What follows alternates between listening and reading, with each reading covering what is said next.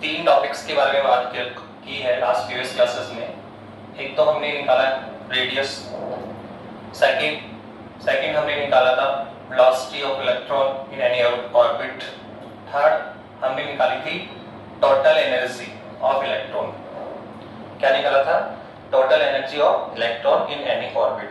तो हम अब नाउ इस क्लास में हम लोग इन्हीं से कनेक्टेड कुछ प्रॉब्लम्स डिस्कस करेंगे।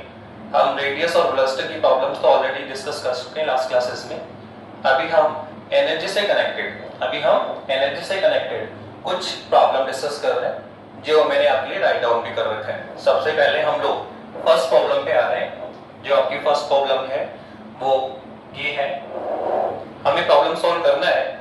ये कह रहा है गिवन दैट, हमें दिया हुआ है कि the ground state energy of the hydrogen atom is, जो हाइड्रोजन एटम है उसकी जो ग्राउंड स्टेट एनर्जी है वो हमें गिवन है। कितनी है? E1 कितनी है? -13.6 इलेक्ट्रॉन वोल्ट। ये हम ऑलरेडी लास्ट क्लास में निकाल चुके हैं कि ये हमारा हाइड्रोजन एटम है, इसका ये फर्स्ट ऑर्बिट, ठीक है, फर्स्ट सेल, और इसकी जो एनर्जी हमने निकाली थी वो आया था -13.6 इलेक्ट्रॉन वोल्ट। ऐसे ही हमने सेकंड लेवल की एनर्जी फाइंड की थी, वो हमने फाइंड की थी E2 बराबर कितना आया था? -3.4 इलेक्ट्रॉन वोल्ट। ऐसे ही हम थर्ड ऑर्बिट भी फाइंड कर सकते हैं। एंड सो आगे इस तरह हम काम कर सकते हैं। तो फिलहाल उसने हमें फर्स्ट ऑर्बिट की टोटल एनर्जी दे रखी है, हाइड्रोजन एटम के फर्स्ट ऑर्बिट की क्या दे रखी है? हमें टोटल एनर्जी दे रखी है और कह रहा है कि इस ऑर्बिट के लिए हमें क्या फाइंड करना है? Kinetic energy. फर्स्ट ऑर्बिट में हमें क्या फाइंड करनी है? काइनेटिक एनर्जी और पोटेंशियल एनर्जी। इस जो फर्स्ट ऑर्बिट है उसमें काइनेटिक और पोटेंशियल एनर्जी में फाइंड करनी है, गतिज ऊर्जा और स्थितिज ऊर्जा फाइंड हमें करनी है। बहुत सिंपल से हम निकाल सकते हैं इसको। देखिए इजी गोइंग हम कर पाएंगे। सो एट फर्स्ट हम जानते हैं कि एनी कोई भी ऑर्बिट है उसकी जो टोटल एनर्जी होती है, वो क्या होता है? U प्लस के, sum of the kinetic energy and potential energy. Okay, now अब यहां हमें टोटल एनर्जी दे रखी है, उसने कितनी दे रखी है? -13.6 इलेक्ट्रॉन वोल्ट। और हमें क्या फाइंड करना है? पोटेंशियल एनर्जी और काइनेटिक एनर्जी।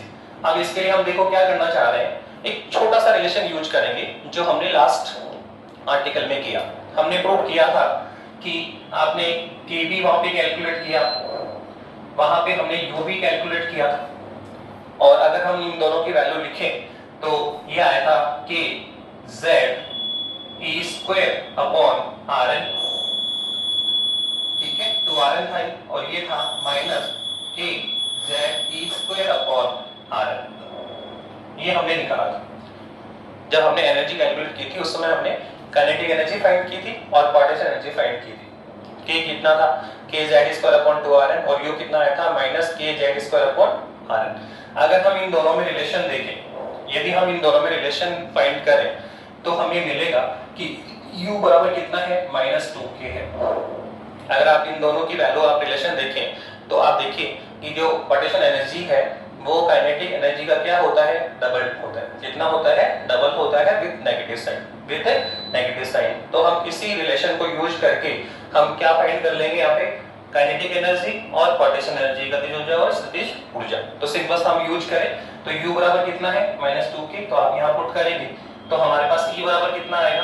ये आएगा -2k प्लस k। ओके, और सॉल्व करिए तो E बराबर कितना आ जाएगा? तो माइनस ये करेंगे तो कितना आएगा? k बचेगा। कितना बचेगा? माइनस का k। तो कुल मिला के आप देखो यहां से हम k जो काइनेटिक एनर्जी है, गतिज ऊर्जा है, वो तो हमने फाइंड भी कर ली है। कितनी आई है? Minus of E। इसका मतलब जो भी टोटल एनर्जी है उसको अगर नेगेटिव साइन के साथ मिलेंगे तो हमें किसकी वैल्यू मिलेगी? Kinetic energy. तो देखो ये तो हमें गिवन है, जो टोटल एनर्जी है फर्स्ट ऑर्बिट कितनी है? -13.6। तो आप इसको यहाँ पे यूज करें तो E की वैल्यू कितनी आ जाएगी? माइनस के 13.6 इलेक्ट्रॉन वोल्ट। तो वी गेट कितना आएगा? प्लस का 13.6 इलेक्ट्रॉन वोल्ट। तो ये लोग हमने फर्स्ट कैलकुलेशन निकाल भी ली है। क्या निकाल लिया हमने निकाल लिया है कि फर्स्ट ऑर्बिट में हमें टोटल एनर्जी दी थी और हमने क्या निकाल ली है? काइनेटिक एनर्जी हमने निकाल ली है। अब सेकंड क्या निकालना है, पोटेंशियल एनर्जी।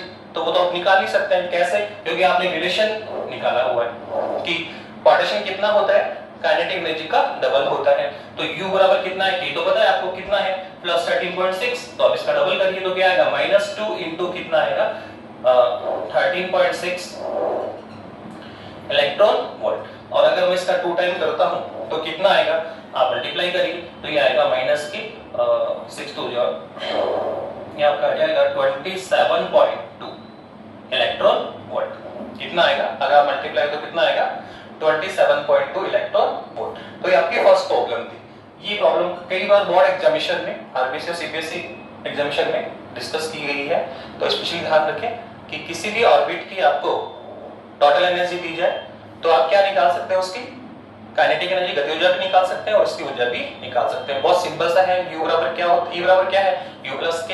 आपको एक रिलेशन यूज करना है केवल यहाँ पे कि ये जो अपने फॉर्मूले थे उससे हमने बना रखा है कि जो पोटेंशियल एनर्जी होती है वो काइनेटिक एनर्जी का क्या होता है, 2 टाइम होता है विद नेगेटिव साइन। आप इसको यूज करें और पहले इसकी वैल्यू निकालें K की, और जो काइनेटिक आ रहा है उसको यहाँ से क्या निकालेंगे, पोटेंशियल एनर्जी। तो ये आपके लिए फर्स्ट क्वेश्चन था। पर ये जो क्वेश्चंस हमने डिस्कस किया वो अभी किस ऑर्बिट के लिए किया है, फर्स्ट ऑर्बिट के लिए कर लिया। किसके लिए कर लिया हमने, फर्स्ट ऑर्बिट के लिए किया है। उसकी एनर्जी कितनी थी, -13.6। पर यही सेम क्वेश्चन सेकंड ऑर्बिट के लिए डिस्कस हो सकता है, थर्ड ऑर्बिट के लिए डिस्कस हो सकता है। तो कोई भी चेंजेस नहीं होने वाला इसमें, केवल हमें जो टोटल एनर्जी है उसकी वैल्यू गिवन होगी, चेंज होगी। अगर फर्स्ट है तो कितना दिया उसने 13.6। अगर यही क्वेश्चन किस में आएगा, सेकंड ऑर्बिट में आएगा तो क्या वैल्यू देगा वो, -3.4। अर्थात यहाँ पे आपको वैल्यू क्या मिलेगी, -3.4। तो जहां भी हमने 13.6 यूज किया उसकी जगह क्या यूज करें आप, -3.4। और इसी वजह से हम क्या निकाल लेंगे, सेकंड ऑर्बिट की भी पोटेंशियल और काइनेटिक निकाल सकते हैं। यही क्वेश्चन थर्ड के आएगा, थर्ड में आएगा तो E का वैल्यू कितनी आएगी, -1.5 इलेक्ट्रॉन वोल्ट। तो हम देख सकते हैं कि इस तरह से किसी भी ऑर्बिट में हमें टोटल एनर्जी गिवन हो तो हम इस मेथड की सहायता से उस ऑर्बिट में उस इलेक्ट्रॉन की काइनेटिक एनर्जी कितनी होगी और इस तक पोटेंशियल एनर्जी कितनी होगी ये हम आसानी से कैलकुलेट कर सकते हैं। तो ये हमारी फर्स्ट प्रॉब्लम थी। अब नेक्स्ट आगे चलिए, ऐसी एक सिमिलर प्रॉब्लम एनर्जी को लेकर हम करना चाह रहे हैं कि यहाँ एक क्वेश्चन इसने दिया है कि हाइड्रोजन एटम में हमने एनर्जी लेवल कैलकुलेट कर रखे थे, एनर्जी लेवल हमने निकाल रहे हैं। जैसे मान लो फर्स्ट एग्जांपल, ये फर्स्ट ऑर्बिट है और इसकी एनर्जी लेवल कितना था सर, निकाला अपने -13.6 इलेक्ट्रॉन वोल्ट। फिर सर इसके ऊपर ये सेकंड एनर्जी लेवल होता है, सर इसकी एनर्जी लेवल कितना था सर, ये भी अपने निकाली थी, E2 कितना होता है -3.4 इलेक्ट्रॉन वोल्ट। इसी तरह हम आगे के एनर्जी लेवल फाइंड कर सकते हैं। अब देखो क्वेश्चंस क्या बोल रहा है, उसने कहा कि एक इलेक्ट्रॉन्स है, क्या बोल रहा है, an electron in hydrogen atom, एक इलेक्ट्रॉन है हाइड्रोजन एटम में जो क्या करता है, जंप करता है, कूदता है, जंप करेगा कहां से, n बराबर 2 से 1 में। उसको सेकंड ऑर्बिट से किस में आना है, फर्स्ट ऑर्बिट में।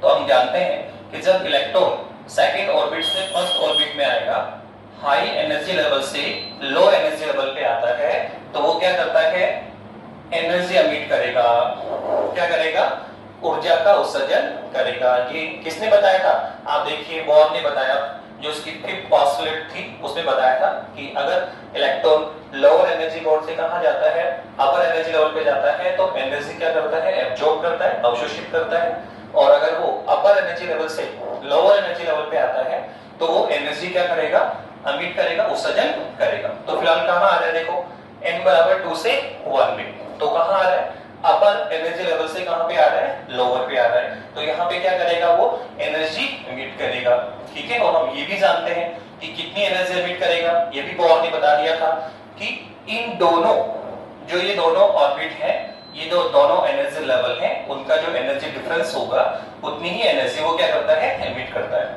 ओके, तो वही हमें कैलकुलेट करना है कि इलेक्ट्रॉन अगर ऑर्बिट सेकंड से फर्स्ट में जंप करे तो कितनी एनर्जी एमिट करेगा, कितनी ऊर्जा का उत्सर्जन करेगा, साथ ही जो एनर्जी एमिट हो रही है, उत्सर्जित हो रही है, उसकी वेवलेंथ क्या होगी, उसकी वेवलेंथ भी हमें निकालनी है। तो दो हम यहाँ पे डिस्कशन करेंगे, तो एनर्जी कैलकुलेट करेंगे और एक वेवलेंथ कैलकुलेट करेंगे।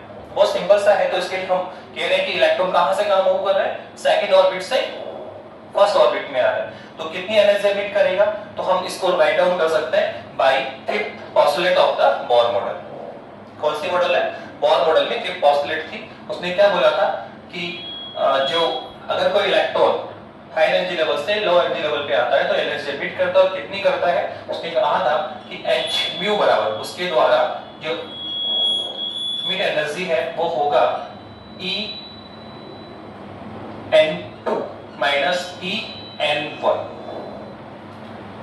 n2 से किस पे आ रहा है, n1 पे, पर यहाँ पे कौन सा सेल है, सेकंड ऑर्बिट से फर्स्ट में आ रहा है, तो हम यहाँ पे क्या बोलेंगे कि जो एनर्जी होगी वो किसके इक्विवेलेंट आएगी, E2 माइनस E1। कितनी एनर्जी एमिट करेगा, जितना इनका एनर्जी गैप है। आप बताइए, E1 हमें पता है, E2 हमें पता है, तो आप यहाँ वैल्यू पुट करेंगे तो हमारे पास क्या आ जाएगी, उत्सर्जित ऊर्जा एमिट एनर्जी आ जाएगी। E2 का मान कितना है, देखिए ये है माइनस 3.4 इलेक्ट्रॉन वोल्ट, फिर माइनस E1 की वैल्यू कितनी है, फर्स्ट ऑर्बिट एनर्जी कितनी है, तो ये है आपका माइनस 13.6 इलेक्ट्रॉन वोल्ट। तो कैलकुलेट कितना आएगा, अगर हम निकालें तो ये आएगा माइनस 3.4 इलेक्ट्रॉन वोल्ट, और ये माइनस माइनस प्लस, तो ये होगा प्लस का 13.6 इलेक्ट्रॉन वोल्ट। और अगर हम इसका डिफरेंस निकालें तो हमारे पास कितना आएगा, 10.2 इलेक्ट्रॉन वोल्ट। तो फर्स्ट हमने निकाल भी लिया कि अगर इलेक्ट्रॉन सेकंड ऑर्बिट से फर्स्ट ऑर्बिट में आता है हाइड्रोजन एटम में, तो कितनी एनर्जी एमिट करेगा, कितनी ऊर्जा का उत्सर्जन करेगा, सर जितना इसका एनर्जी गैप है, कितना है सर 10.2 E2 माइनस E1। वो हमने फर्स्ट क्वेश्चन कर लिया। सेकंड उसने कहा कि सर वेवलेंथ निकालो, यहाँ जो एनर्जी एमिट हो रही है उसकी वेवलेंथ तरंगदैर्घ्य कितनी होगी, लैम्बडा हमें कैलकुलेट करना है। तो वो कैसे निकालेंगे, सिंपल है, हम जानते हैं कि जो एनर्जी गैप है, इमिट एनर्जी है E, उसको हम क्या लिख सकते हैं, क्या लिखेंगे, तो ये होता है Sc अपॉन लैम्बडा। क्या होता है ये, Sc अपॉन लैम्बडा होता है। तो यहाँ E कौन है, इमिटेड एनर्जी, कितनी एनर्जी का उत्सर्जन हुआ, और लैम्बडा कौन है, वेवलेंथ, ठीक है, wavelength of the emitted energy या रेडिएशंस बोल दीजिए। तो यहां से हम लैम्बडा कैलकुलेट करेंगे, तो आप लैम्बडा के लिए सॉल्व करें तो कितना आएगा, Sc upon E, Sc upon E। तो आप देखो कि ये दोनों ही वैल्यू हमारे पास में है। कैसे, सर कितनी एनर्जी एमिट कर रहा है, सर निकाल ली हमने ऑलरेडी पहले, कितनी है सर 10.2 इलेक्ट्रॉन वोल्ट, तो E तो हमारे पास में है। और आप देखो यहाँ H और C दोनों ही क्या है सर, कांस्टेंट वैल्यू है, दोनों ही क्या है कांस्टेंट वैल्यू। तो इसको करने के दो तरीके हैं, एक तो हम लॉन्ग मेथड से कर ले, जैसे सर H की वैल्यू कौन है, सर प्लांक कांस्टेंट है, ये तो H की वैल्यू जानते हैं, C लाइट वेलोसिटी है। तो एक तो तरीका ये है कि मैं सबकी वैल्यू पुट करूं। हम जानते हैं सर H की वैल्यू कितनी है, सर 6.64 into 10 की पावर माइनस 34 वैल्यू पुट करो, ठीक है। इस साथ में सर C कौन है, लाइट वेलोसिटी है, तो सर लाइट वेलोसिटी क्या है 3 into 10 की पावर 8 मीटर प्रति सेकंड, आप पुट करें। और सर डिवाइड में कौन है, सर एनर्जी है, सर कितनी एनर्जी, जो एनर्जी एमिट हो रही, कितनी हो रही है सर, ये 10.2 इलेक्ट्रॉन वोल्ट, राइट। तो 10.2 इलेक्ट्रॉन वोल्ट, तो यहाँ पे हमें क्या करना पड़ेगा सर, 10.2 इलेक्ट्रॉन वोल्ट में है तो पहले हमें इसको किसमें लेके जाना पड़ेगा, आप देखो यहाँ मीटर प्रति सेकंड है, तो नेचुरल है, इसको किसमें लेके आना पड़ेगा, जूल में लाना पड़ेगा। तो आप देख रहे हैं कि ये कैलकुलेशन थोड़ा सा लेंथी होती है, हम थोड़ा शॉर्टकट तरीके से भी इसको कैलकुलेट कर सकते हैं इजी गोइंग के लिए। तो आपको यहाँ पे डायरेक्ट एक Sc की वैल्यू जिसको हम बार बार यूज करेंगे चैप्टर में, उसको आपको डायरेक्ट लर्न करना है कि ये होता है 1242 इलेक्ट्रॉन वोल्ट नैनोमीटर।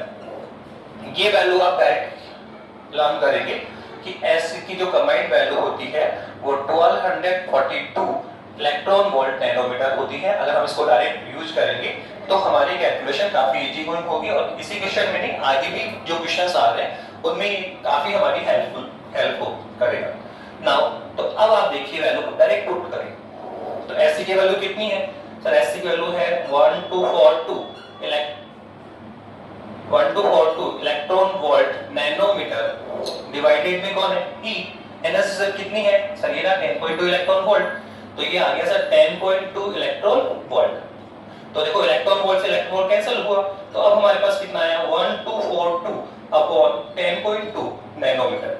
तो आप देखो इजी को हम क्या कर सकते हैं, इसमें 10 का डिवाइड करेंगे तो ये किस में आ जाएगा, नैनोमीटर में आ जाएगा। और आप इसको डिवाइड करते हैं तो ये अराउंडिंग 124.2 नैनोमीटर में आ जाएगा। थोड़ा सा लगभग हमने निकाल दिया है, तो आसानी से कर पा रहे हैं। यहाँ पे क्या था कि आप पहले H पुट कर रहे हैं, C पुट कर रहे हैं, ठीक है, फिर इलेक्ट्रॉन वोल्ट को आप इसमें लाना पड़ेगा, जूल में लाना पड़ेगा, कर सकते हैं, कोई दिक्कत नहीं है, पर थोड़ा सा कैलकुलेशन पार्ट बढ़ जाता है, टाइमिंग आपको ज्यादा एक्सपेंड करना पड़ेगा। तो थोड़ा अगर हम चाहते हैं कि इजी को ही कर पाए, कैलकुलेशन इजी हो, तो आप डायरेक्ट वैल्यू याद कर लें ऐसे की कितनी होती है 1242 इलेक्ट्रॉन वोल्ट नैनोमीटर। तो ये आपका सेकंड इक्वेशन था कि कोई भी इलेक्ट्रॉन है हाइड्रोजन एटम में सेकंड ऑर्बिट से किस में आ रहा है, फर्स्ट ऑर्बिट में आ रहा है, तो कितनी एनर्जी एमिट करेगा, कितनी ऊर्जा का उत्सर्जन करेगा, वो हमें निकालनी है। तो सब सिंपल है, कितनी करेगा सर, E2 E1 और सर लैम्डा कितना निकलेगा, तो आप जानते हैं E निकाल लो पहले आप, फिर E बराबर कितना होता है, ऐसे अपॉन लैम्डा, यहां से लैम्डा निकल जाएगा। अब यही क्वेश्चन सपोज करो वही कहे कि नहीं थर्ड ऑर्बिट से फर्स्ट ऑर्बिट में आ रहा है, सपोज कीजिए उसने कहा थर्ड से फर्स्ट ऑर्बिट में आ रहा है, तो क्या चेंज होगा, तो सर उस केस में हम लोग थर्ड ऑर्बिट तक जाएंगे। तो थर्ड ऑर्बिट में जाएंगे तो आप देखो यहाँ पे इसकी एनर्जी कितनी होती है E3, सर हम जानते हैं ऑलरेडी कितना होता है सर, माइनस के 1.51 इलेक्ट्रॉन वोल्ट। तो क्या चेंजेस होगा, चेंजेस सिंपल है, आप यहाँ पे क्या करेंगे E3 minus E1, E3 minus E1, E3 minus E1, तो फिर यहाँ पे क्या आएगा, यहाँ पे आ जाएगा माइनस 1.51 इलेक्ट्रॉन वोल्ट। तो अब पहले हमने क्या किया E2 माइनस E1 किया था, अब हम क्या कर रहे हैं E3 माइनस E1 करेंगे, तो माइनस 1.51 से माइनस 13 पॉइंट आप लेस करेंगे तो हमारे पास कितना आ जाएगा, आप देखो माइनस के 1.51 इलेक्ट्रॉन वोल्ट प्लस कितना आएगा 13.6 इलेक्ट्रॉन वोल्ट, आप देखो लगभग ये 12 पॉइंट समथिंग क्या अराउंडिंग आ जाएगा। ये हमने निकाल लिया, तो फिर हम क्या कर सकते हैं सर, इसकी वैल्यू निकाल सकते हैं सर लैम्डा की, क्योंकि E हमने निकाल रखा है और ऐसे हम जानते हैं, हमने डायरेक्ट किया कितना है 1242 इलेक्ट्रॉन वोल्ट नैनोमीटर। तो ये क्वेश्चन किसी भी ऑर्बिट के लिए आ सकता है कि सेकंड से फर्स्ट में आ रहा है, थर्ड से फर्स्ट में आ रहा है, थर्ड से सेकंड में आ रहा है, ये किसी भी ऑर्बिट पे जंप करवा सकता है। तो मेथड आपका यही होगा।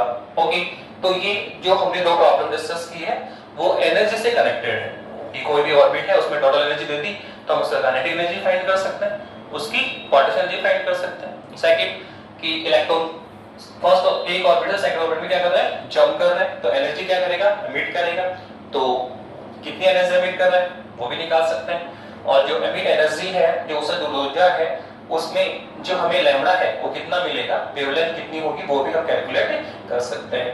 अब इसके बाद में एक टॉपिक और है आपका कि इलेक्ट्रोड, यहां हम एक शॉर्ट टॉपिक करना चाहेंगे, बहुत छोटा सा टॉपिक है, आर्टिकल है जो रोटेट इलेक्ट्रॉन है उससे कनेक्टेड है।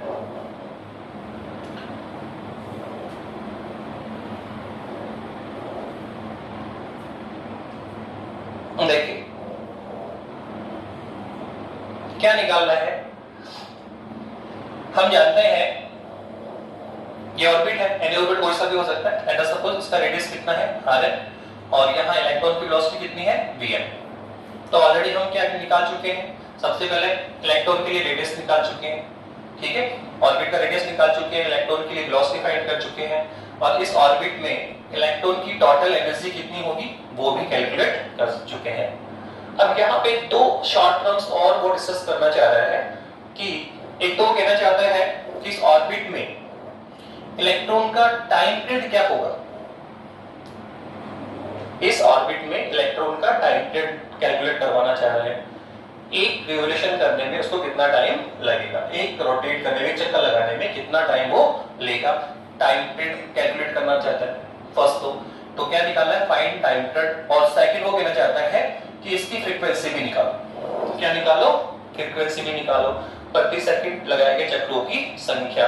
ये हम जानते हैं फ्रीक्वेंसी तो क्या होता है, inverse law of the time क्या होता है, टाइम पीरियड होता है। तो हम क्या क्या निकालना चाह रहे हैं, एक तो टाइम पीरियड निकालना चाह रहे हैं और एक क्या निकालना चाह रहे हैं हम लोग, ठीक है, फ्रीक्वेंसी। तो बहुत सिंपल है कि लेट अस सपोज एक इलेक्ट्रॉन है जो किसी ऑर्बिट में क्या कर रहा है, रिवॉल्व कर रहा है, तो कितना टाइम उसको एक रिवोल्यूशन में लगेगा, वही उसका क्या होता है, टाइम पीरियड होता है। तो हम यहाँ पे दो क्वांटिटी कैलकुलेट करने जा रहे हैं। सबसे पहले हम लोग टाइम पीरियड निकालना चाह रहे हैं। क्या निकालने जा रहे हैं, टाइम पीरियड निकालेंगे टी।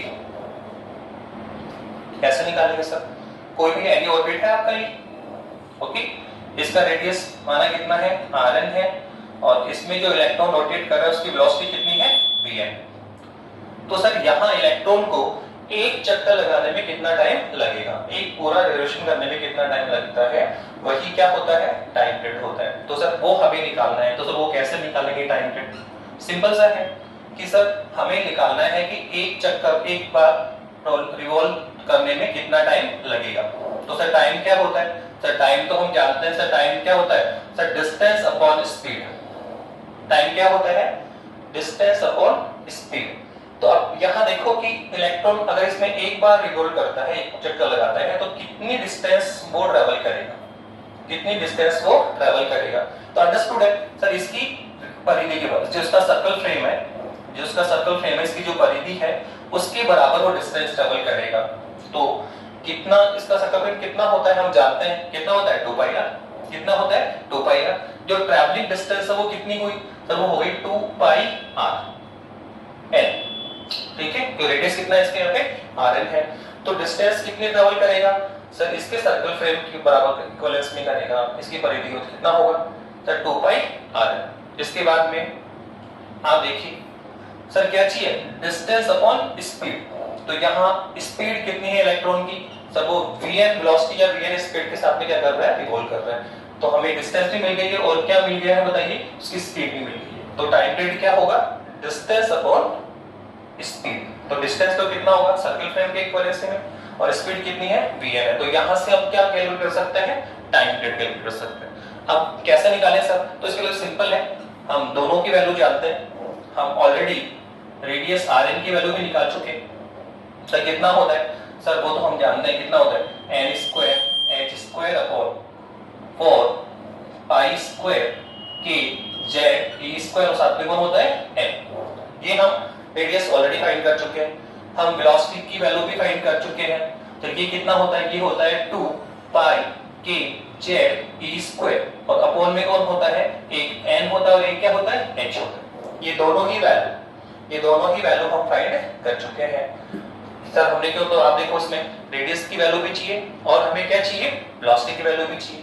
तो दोनों वैल्यू की वैल्यू आप यहाँ पे पुट करिए और इसको कैलकुलेट करिए, कितना आएगा करिए। तो आएगा हमारे पास में ये आ जाएगा 2 पाई इनटू में कौन है, rn, इनटू में कौन है, rn है। तो आप rn पुट करो, rn की वैल्यू क्या है सर, ये है आपका n square h square upon कितना है 4 pi square k z e square, और साथ में कौन है m, और डिवाइड में क्या है सर, ये है 2 पाई rn वैल्यू पुट कर दी। इसके बाद में कौन है, vn है, कौन है आपका vn है, तो vn पुट करिए सर, ये है कौन है, ये है आपका 2 पाई k z e square upon n और h।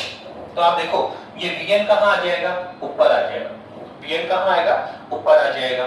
तो अगर आप इसको ऊपर की तरफ लेकर आए तो क्या हमें मिलेगा, तो आप देखो हमें मिलेगा t बराबर, ये आ जाएगा 2 पाई और इनटू में कौन है, ये पूरा है n square h square upon में कौन है 4 pi square k z e square, और साथ में कौन है m। और आप क्या करेंगे सर, इस vn को ठीक है रिवर्स लिख दीजिए, उल्टा कर दीजिए, तो कितना आएगा ये आएगा सर nh अपॉन 2 पाई k z e square. Okay, अब देखो कौन सी टर्म कैंसिल हो रही है, तो केवल एक ही टर्म कैंसिल होगी, 2 पाई से 2 पाई कैंसिल होगा, 2 पाई से क्या होगा, 2 पाई कैंसिल होगा। और आप देखिए इसके अलावा कोई टर्म कैंसिल, तो आप सिंपल मल्टीप्लाई करिए। तो कैसे सर, ये कौन है n स्क्वायर h स्क्वायर, ये कौन है n और h, तो कितना आएगा ये सर n क्यूब और h क्यूब, और डिवाइड में क्या आएगा सर कौन है सर, एक तो ये है 4 pi square k z e square m, और कौन है 2 पाई कैंसिल हो चुका है सर, तो क्या बचेगा यहाँ पे k z e स्क्वायर। तो मल्टीप्लाई करो कितना आएगा 4 पाई स्क्वायर, और कौन है बताइए ये k इंटू k, तो k square. z into Z तो जेड स्क्वायर, और ई स्क्वायर इंटू स्क्वायर क्या आएगा e4, और साथ में कौन है n। तो ये लो हमने आपका टाइम पीरियड कैलकुलेट कर भी दिया कि एक इलेक्ट्रॉन है वो nth ऑर्बिट में रिवॉल्व कर रहा है, तो उसको कितना एक चक्कर लगाने में कितना टाइम लगेगा। ठीक है, एक बार रिवॉल्यूशन कितना टाइम लगेगा, वो सिंपल सा टाइम पीरियड क्या होता है डिस्टेंस अपॉन वेलोसिटी। तो डिस्टेंस कितना है सर, इसकी परिधि सर्कुलर फ्रेम के बराबर 2 पाई है, वेलोसिटी स्पीड कितनी है vn। तो सिंपल सा है, फिर तो हम जानते हैं rn की वैल्यू हमारे पास में है, vn की वैल्यू हमारे पास में है। सिंपल हमने इसमें क्या किया, इसको पुट कर दिया और कैलकुलेट किया, और हमारे पास जो टाइम पीरियड आया तो वो हमारे पास क्या आ गया t बराबर, ये हमने निकाल लिया है n cube h cube upon 4 pi square k square Z square e4, और साथ में कौन है m, साथ में कौन है m। तो ये हमने टाइम पीरियड का फॉर्मूला कैलकुलेट कर लिया। अब हम चाहें तो टाइम पीरियड और जो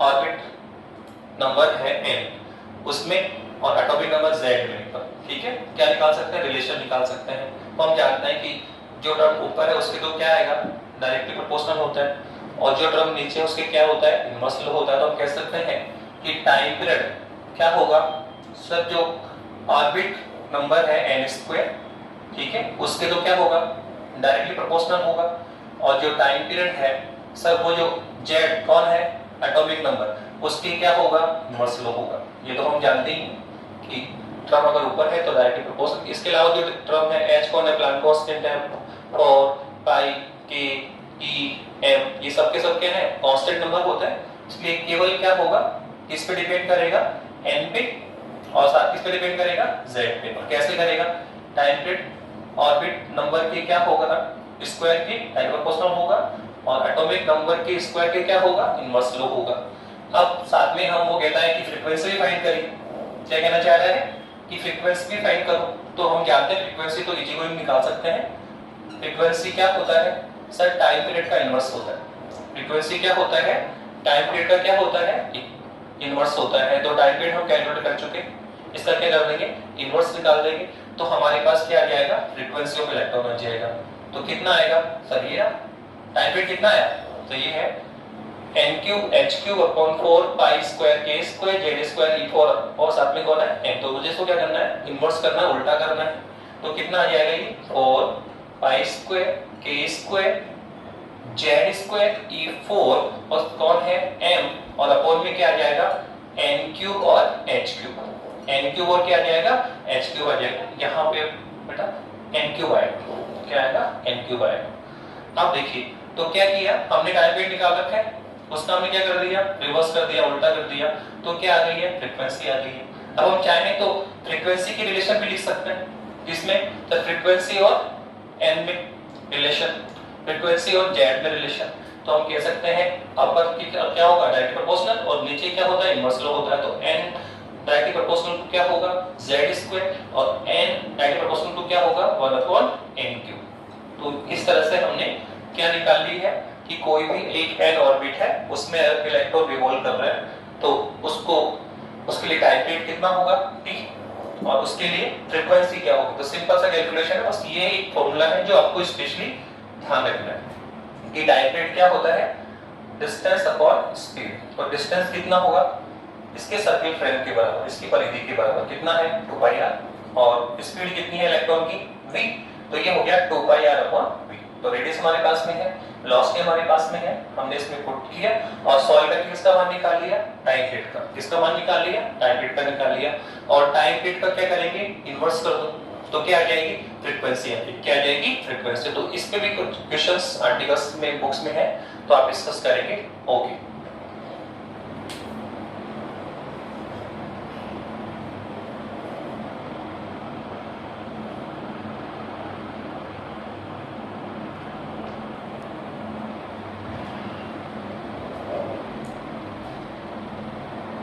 अब हम यहाँ पर एक वेवलेंथ के लिए एक नया फॉर्मूला डेवलप करेंगे।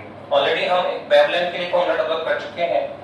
सर कौन सा बताया था, आपने बताया था कि postulate of the Bohr model होता है वो कितना होता है सर एमिटेड एनर्जी कितनी होती है सर? वो होती है En2 माइनस En1। ये है क्या? बोर मॉडल की फिफ्थ पोस्टुलेट। क्या बताया था बोर ने? सर बोर ने हमें बताया था कि इलेक्ट्रॉन जब लोअर एनर्जी लेवल से अपर एनर्जी लेवल पे जाता है तो क्या करता है सर? लोअर से अपर जाएगा तो क्या करेगा सर? एनर्जी एब्जॉर्ब करेगा, राइट सर। इसका उल्टा हो तो अगर वो अपर एनर्जी लेवल से कहां आए सर? लोअर एनर्जी लेवल पे आए तो सर एनर्जी क्या करेगा? एमिट करेगा, ऊर्जा का उत्सर्जन करेगा। सर कितनी एनर्जी एमिट करता है सर? बताया था आपने। इन दोनों एनर्जी लेवल का जो डिफरेंस है उसके बराबर एनर्जी एब्जॉर्ब होगी और उतनी ही एनर्जी वो क्या करेगा? एमिट करेगा। तो ये हम जानते हैं बोर मॉडल के फिफ्थ मॉडल से। और इसी को फिर हम जानते हैं सर, इसको हम क्या लिख सकते हैं सर? इसको हम लिख सकते हैं Sc/λ। क्या लिख सकते हैं इसको? Sc/λ। जो एनर्जी एमिट होती है वो किसके टर्म्स में होगी? फोटॉन्स के रूप में होती है। फोटॉन्स के रूप में एनर्जी उत्सर्जन होगा यहाँ पे। तो फोटॉन की जो एनर्जी होती है वो Sc/λ के रूप में लिख सकते हैं। तो आप देखो यहाँ से हम क्या कैलकुलेट कर सकते हैं? लैम्डा। यहाँ से हम क्या कैलकुलेट कर सकते हैं? एनर्जी लेवल पता हो हमें En2 minus En1, energy level हमें पता हो तो हम क्या कैलकुलेट कर सकते हैं? लैम्डा यहाँ से निकाल सकते हैं। एक क्वेश्चन हमने ऑलरेडी किया भी है, इसका भी आपके लिए जो इसी क्लास में हमने अभी क्या किया आपके लिए? लैम्डा एनर्जी डिफरेंस भी निकाला था। एमिट एनर्जी कितनी होगी? इलेक्ट्रॉन सेकंड कोर्स से किस में आ रहा था? फर्स्ट कोर्स में। तो कितनी एनर्जी एमिट होगी वो भी निकाली। साथ में वेवलेंथ कितनी होगी वो भी हमने निकाली। तो हम वेवलेंथ जो है वो इस फॉर्मूले से भी कैलकुलेट कर सकते हैं और वेवलेंथ के लिए एक नया फॉर्मूला भी होता है। एक और अलग फॉर्मूला है जिससे भी हम वेवलेंथ निकाल सकते हैं, कैलकुलेट कर सकते हैं, ठीक है। तो सर इन दोनों में डिफरेंसेस क्या है? फॉर्मूला है 1/λ और कितना है? Rz² 1/nm² minus 1/n2²। तो सर ये दोनों फॉर्मूले का भी यूज कैसे यूज करना है? तो इस फॉर्मूले का यूज हम कब करते हैं? जब हमें ऑर्बिट नंबर दिए गए हो कि इलेक्ट्रॉन कहां से कहां जंप कर रहे हैं, सेकंड ऑर्बिट से फर्स्ट ऑर्बिट में, थर्ड ऑर्बिट से सेकंड ऑर्बिट में। तो अगर हमें ऑर्बिट नंबर दिए हुए हो तो हम आसानी से यहां से वेवलेंथ कैलकुलेट कर सकते हैं, ठीक है। तो सर फिर यहाँ कब आना है हमें? इस फॉर्मूले पे कब आना है?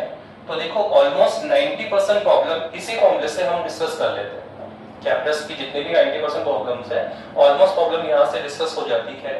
लेकिन आपको यहाँ कब आना होता है कि जब वो एनर्जी गैप दे दे। क्या दे दे?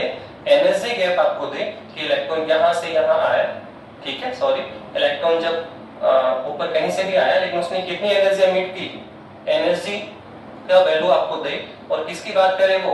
वेवलेंथ की। एनर्जी गैप देगा और किसकी बात करेगा? वेवलेंथ की। तो फिर हमें इस फॉर्मूले पे आना पड़ेगा, अदरवाइज ऑलमोस्ट 90% प्रॉब्लम इसी क्वेश्चन से, इसी फॉर्मूले से हम कर पाएंगे। तो ये फॉर्मूला हमें निकालना है। तो क्या निकालना है? 1/λ और कितना है? Rz² 1/n² माइनस 1/n2 का स्क्वायर। बहुत सिंपल तरीके से निकाल सकते हैं। कैसे? ठीक है, तो क्या निकाल रहे हैं? Formula of the wavelength. ये वेवलेंथ कौन है? लैम्डा, इसको बोलते हैं वेवलेंथ, टर्म वेवलेंथ, ठीक है। और सर वेव नंबर कौन है? तो अगर हम 1/λ लिख देंगे, क्या लिख देंगे? 1/λ। तो ये 1/λ को हम क्या बोलते हैं? वेव नंबर बोलते हैं। तो क्वेश्चन कैसे भी आ सकता है कि वेवलेंथ निकालो, तो भी आपको यही फॉर्मूला कैलकुलेट करना होता है, ठीक है। वेव नंबर्स निकालो तो भी आपका यही फॉर्मूला होगा। आप पहले 1/λ की वैल्यू कैलकुलेट करेंगे, वो तो क्या होगा? वो वेव नंबर, और इसका क्या कर देंगे? उल्टा कर दो, रिवर्स निकाल दो, तो किसकी वैल्यू आ जाएगी? आपकी वेव लेंथ की वैल्यू आ जाएगी। तो आप फॉर्मूला निकालने जा रहे हैं ये वाला, तो कैसे करेंगे? बहुत सिंपल तरीके से हम कैलकुलेट कर सकते हैं। देखिए हम किसका यूज करना चाह रहे हैं यहाँ पे? बोर मॉडल की फिफ्थ पोस्टुलेट का, बोर की पांचवी अभिधारणा का। बोर की पांचवी अभिधारणा ने क्या बताया हमें कि जब इलेक्ट्रॉन हाई एनर्जी लेवल से लो पे आए, लो से कहां जाए? अप पे जाए। तो अगर अप साइड में जाएगा तो क्या करेगा? एनर्जी एब्जॉर्ब करेगा, और अगर लोअर आएगा तो क्या करेगा बताइए? वो एनर्जी एमिट करेगा। तो कितनी एनर्जी एमिट करेगा? तो उसने बताया कि जितना इनका एनर्जी गैप है, तो कितनी एनर्जी एमिट करेगा? डेल ई बराबर कितना आएगा? ये हमारे पास आएगा En2 माइनस En1। राइट। यही है इलेक्ट्रॉन के द्वारा एब्जॉर्ब एनर्जी या फिर एमिट एनर्जी का। अब इसी को हम आगे सॉल्व करके इस टर्म्स में लेकर आएंगे। कैसे सॉल्व करिए आप? सबसे पहले आप देखो डेल ई क्या है सर, या तो हम बोलेंगे एब्जॉर्ब एनर्जी या फिर हम क्या बोलेंगे एमिट एनर्जी। कितनी एनर्जी अवशोषित कर रहा है या कितनी एनर्जी उत्सर्जित कर रहा है, वो है आपका डेल। तो इसको तो हम क्या ले सकते हैं, तो आप बताया था कि आपने, इसको हम SC/λ लिख सकते हैं। क्या लिख सकते हैं इसको हम? SC/λ। अब हमें वैल्यू किसकी चाहिए सर? हमें चाहिए En1 और किसकी वैल्यू चाहिए? En2 की। ये फर्स्ट ऑर्बिट N1, इसकी एनर्जी कितनी है? En1 सर, इसकी वैल्यू हमें चाहिए। ये सेकंड ऑर्बिट है N2 सर, इसकी एनर्जी कितनी है? En2 सर, इसकी वैल्यू चाहिए। तो सर ये कहां से लेकर आएंगे? तो आप देखो हमने एक एनर्जी का एक फॉर्मूला अपने निकाला था, कितना था सर? ये था En बराबर क्या था सर? Z²/n² और इनटू में कितना था सर? -13.6 electron volt. ये फॉर्मूला हम ऑलरेडी निकाल चुके हैं कि टोटल एनर्जी कितनी होती है, Z²/n² इनटू में -13.6 इलेक्ट्रॉन वोल्ट। अब इसी से हम क्या निकाल लेंगे? En1। इसी से हम क्या निकाल लेंगे? En2।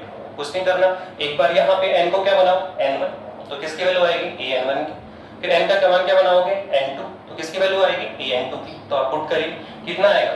आप En2 का मान लिखिए, कितना आएगा हमारे पास में? En2 की वैल्यू हमारे पास आ जाएगी Z² अपॉन कौन है? En2। तो यहाँ n का मान कितना बनाना है? n2, तो क्या आएगा? En2। तो आप बनाइए n2 का स्क्वायर और इनटू में कितना है? -13.6 इलेक्ट्रॉन वोल्ट। ये मैंने किसकी वैल्यू रख दी? En2 की। किसकी वैल्यू रखी है? En2 की रख दी। अब हमें किसकी वैल्यू चाहिए? En1 sir. कैसे करेंगे सर? कुछ नहीं, इसी फॉर्मूले में n का मान क्या बनाओ? n1, तो किसकी वैल्यू आएगी? En1 की। तो आप यहाँ से फिर किसकी वैल्यू लिखें? माइनस किसकी वैल्यू लिखनी है? ये तो आपका n1 हो गया और ये आपका फिर क्या है? n2। तो n2 कितना आएगा? ये आएगा आपका Z²/n² इनटू में Z²/n² इनटू में कितना है सर? इनटू में वही आपका क्या है? -13.6 इलेक्ट्रॉन वोल्ट। ये लीजिए हमने किसकी वैल्यू लिख दी है सर? हमने वैल्यू लिख दी है आपके लिए En2 En1। ये है आपका En2 और ये है आपका En1। कुछ नहीं किया, एक बार n को n1 और एक बार n को n2 किया है और दोनों की वैल्यू कैलकुलेट कर। अब आप देखो आगे सॉल्व करिए। तो सॉल्व करते तो क्या होगा? आप देखो इसमें कुछ कॉमन निकल रहा है सर। क्या सर? Z² sir 13.6। तो आप इसको अगर कॉमन निकालते हैं तो हम क्या कॉमन निकाल रहे हैं सर? हम कॉमन निकाल रहे हैं तो आएगा सर Z² कॉमन निकाल रहे हैं और इनटू में क्या कॉमन निकाल रहे हैं सर? 13.6 electron volt. ये आप कॉमन निकाल लें, दो स्टेप कॉमन निकालिए। तो अब इनसाइड हमारे पास क्या बचेगा सर? इनसाइड हमारे पास यहाँ बचेगा माइनस का 1/n²। और सर यहाँ क्या बचेगा सर? माइनस माइनस क्या होगा? प्लस। तो यहाँ क्या बचेगा? प्लस का 1/n1²। तो यहाँ बचेगा माइनस का 1/n2 और यहाँ क्या बचेगा? Minus minus plus. तो प्लस का 1/n²। तो प्लस वाले को पहले लिखो और माइनस वाले को बाद में लिखो। तो क्या लिखना पड़ेगा? 1/n1² minus 1/n2²। तो ये लो हमने सॉल्व किया। तो आगे सर यहाँ पे कौन है सर? SC/λ। देखो और हमें कैलकुलेट क्या करना है? आप देखिए इधर इस फॉर्मूले को माइंड में रखो सर, ये हमें कैलकुलेट करना है। तो हमें किसकी वैल्यू निकालनी है? 1/λ की। 1/λ की वैल्यू निकालनी है, जबकि हमारे पास अभी क्या आ रहा है सर? SC/λ आ रहा है। तो मुझे चाहिए 1/λ।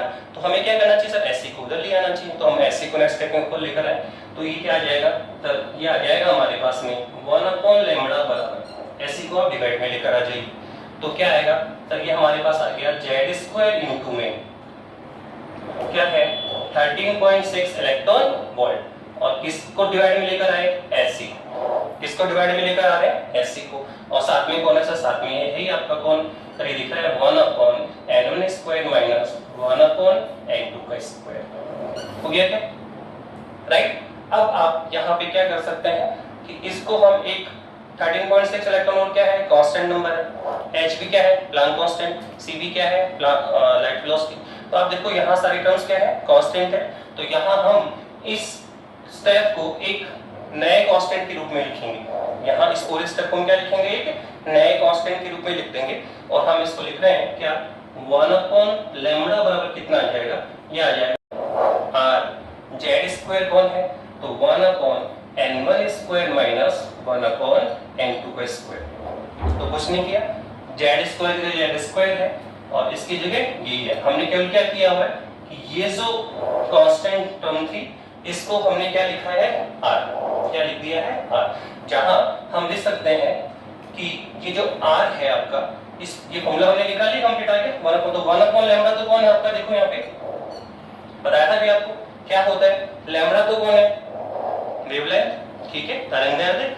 और 1/λ करोगे तो इसको हम क्या बोलते हैं, वेव नंबर। तो क्वेश्चन दोनों टर्म में आता है, वेवलेंथ के लिए बोलेगा तो भी ये निकालना है आपको, वेव नंबर चाहिए तो भी ये निकालना है। तो 1/λ के रूप में निकालोगे तो वेव नंबर, और रिवर्स कर दोगे तो क्या होगा, वेव लेंथ आ जाएगी। तो 1/λ कौन है आपका, और ये है आपका wave number.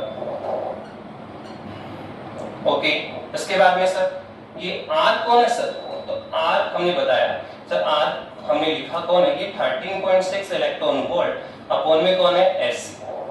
13.6 electron volt upon में कौन है, एससी है। तो इसकी अगर हम वैल्यू ये कौन है सर, एक्चुअली में ये कौन है, रिडबर्ग नियतांक। ये कांस्टेंट इसको हम क्या बोलते हैं, रिडबर्ग नियतांक है। और इसकी वैल्यू कितनी होती है, ये है आपका रिडबर्ग नियतांक है।